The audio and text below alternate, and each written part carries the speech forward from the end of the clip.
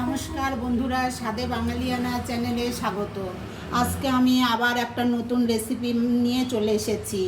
এটা হচ্ছে ইলিশ মাছের পানি খোলা বলে। এটা একটা বাংলাদেশের রান্না। আমি একবার খেয়ে দেখেছি, খুব খেতে ভালো লাগে। আমি বাড়িতে একদিন ট্রাই করেছি, তারপরে আপনাদের সঙ্গে শেয়ার করলাম। এখন চলুন যাই দেখে নিই এটা কিভাবে আমি রান্না করছি। আমি এখানে 4 পিস মাছ নিয়ে নিয়েছি। এটা আমি ধুয়ে লবণ দিয়ে রেখে দিয়েছিলাম। ইলিশ মাছ সাধারণত একটু আগের থেকে লবণ মেখে রাখলে খেতে টেস্ট হয়, মাছের ভেতরে লবণটা ঢোকে তো। এখন আমি যা লাগবে ওগুলো কেটে নিই। রেসিপিটা বানানোর জন্য এখানে 5টা লঙ্কা নিয়ে নিয়েছি কাঁচা, আর 3টা ছোট ছোট পেঁয়াজ নিয়ে নিয়েছি। এটাই আমার লাগবে, আর কিছু লাগবে না। এটা এখন আমি কেটে নেব, বড় করেই কাটবো, কেননা এটা আমি পেস্ট বানাবো। আপনারা খুব ছোট ছোট করে কেটেও করতে পারেন, কিন্তু আমি এটা বেটে দেব। বেটে দিলে ঝোলটা মসৃণ হবে। এটা কেউ গ্রেটারে ঘেঁষেও দিতে পারেন, কিন্তু বেটে দিলে ঝোলটা একটু ভালো হবে, কেন আর কোনো মশলা পড়বে না তো। এখন আমি পেঁয়াজটা গ্রাইন্ডারে নিয়ে নেব। এর মেন মশলাই হচ্ছে পেঁয়াজ আর কাঁচা লঙ্কা। এখন এটা আমি আটকে পেস্ট করে নেব। এই যে আমার লঙ্কা আর পেঁয়াজটা পেস্ট হয়ে গেছে। একদম মিহি না করলেও হবে, যে এরকম করলেই হবে। আমি কড়াইতে ঢেলে নেব।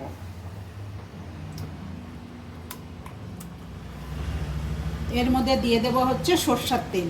এই রান্নাটা সরষের তেলেই, আপনারা লঙ্কার গুঁড়ো হলুদের গুঁড়োও দিতে পারেন, কিন্তু আমি কিছুই দেব না। এই রান্নাটা আসল রান্না। মশলাটা আমি এখন হাত দিয়ে এরকম মেখে নেব। লবণটা আমি পরে দেবো, যেহেতু আমার মাছের মধ্যে লবণ দেওয়া আছে। এই রান্নাটা করতে একদমই সময় লাগে না। আপনি এরকম মেখে মুখে বসিয়ে দিবেন হালকা হিটে, আর সঙ্গে সঙ্গেই রান্না করে সঙ্গে সঙ্গেই খাবেন, তাহলেই বেশি। এটা ঠান্ডা হয়ে গেলে খেতে ভালো লাগে না। এরকম করে ভালো করে ম্যারিনেট করে নিতে হবে মশলাটা দিয়ে।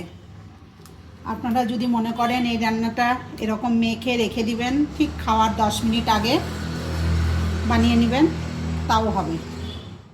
এখন আমি দিয়ে দেব লবণ। যেহেতু মাছের লবণ দেওয়া আছে, আগের থেকে মেখে রাখা আছে। আর আমি এই মিক্সির জারটা ধুয়ে জল দিয়ে দেব। এটা আপনারা যদি মনে করেন যে পাতলা ঝোল খাবেন, এটা সাধারণত পাতলা ঝোলই খায়। আবার যদি মনে করেন একটু গায়ে গায়ে খাবেন, তাও ভালো লাগবে খেতে। এটার মধ্যে আমি আর এখন কিছুই দেব না, শুধু আমি আরও একটু জল দেব। আপনারা ঝালটা আপনাদের পছন্দ অনুযায়ী দেবেন, যে যেরকম ঝাল খেতে পছন্দ করেন। এখন আমি এটা উনানে বসিয়ে দেব। একদম লো হিটে না, একদম হাই হিটে না, মিডিয়াম হিটে এটা আমি রান্না করতে বসাবো। কোনো ঝামেলা নাই রান্নার, কিন্তু খেতে ভীষণ ভালো লাগে। একদম সিম্পল রান্না, খুব তাড়াতাড়ি হয়। যারা ব্যাচেলার তাদের তো আরও ভালো হয়।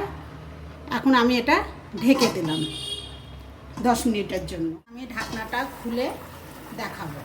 দেখুন দেখতে কত সুন্দর হয়েছে, কোনোই ঝামেলা নাই। যারা বাইরে থাকে তাদের জন্য তো এটা খুবই ভালো। এরকম সাদাই দেখতে হবে। বাঙালিরা সাধারণত ইলিশ মাছে পেঁয়াজ এটা ভাবতেই পারে না, কিন্তু আমি বলবো একবার হলেও খেয়ে দেখবেন, দারুণ লাগে খেতে। তখন ভাববেন না যে ইলিশ মাছে পেঁয়াজ।